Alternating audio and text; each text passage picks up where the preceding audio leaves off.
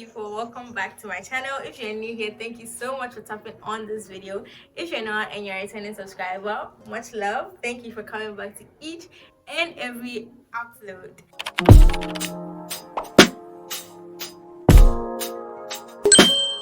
So today, as you can see from the title of the video, we're doing genetic diseases and disorders. Before we delve in, here are a few keywords that you should know. Chromosomes. Chromosomes are structures within the cells that contain DNA. Humans typically have 23 pairs of chromosomes. DNA. DNA is the molecule that carries genetic information.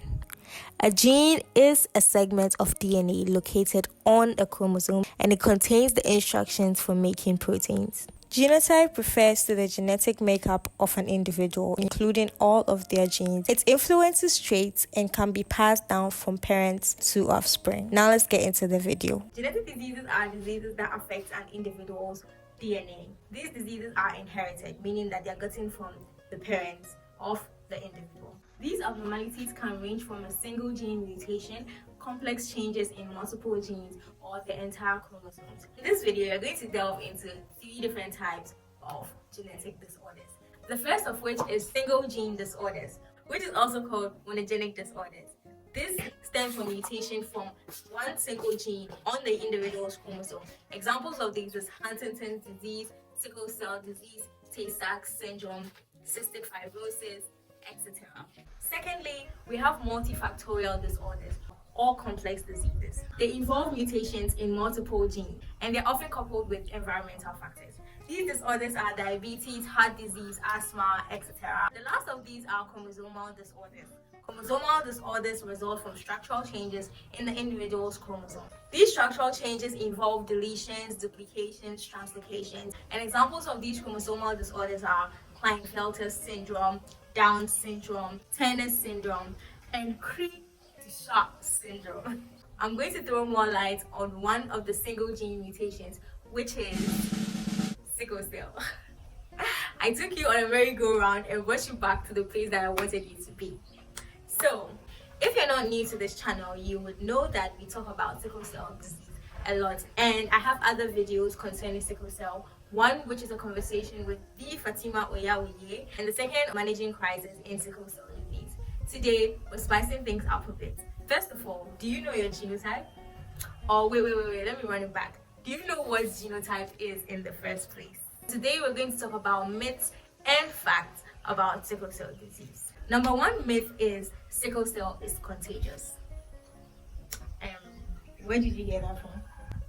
Sickle cell is a genetic disease, as I established earlier, meaning it's gotten from your parents, meaning that you cannot pass it on from one person to another in the environment. Secondly, pain crisis in sickle cell disease is not severe.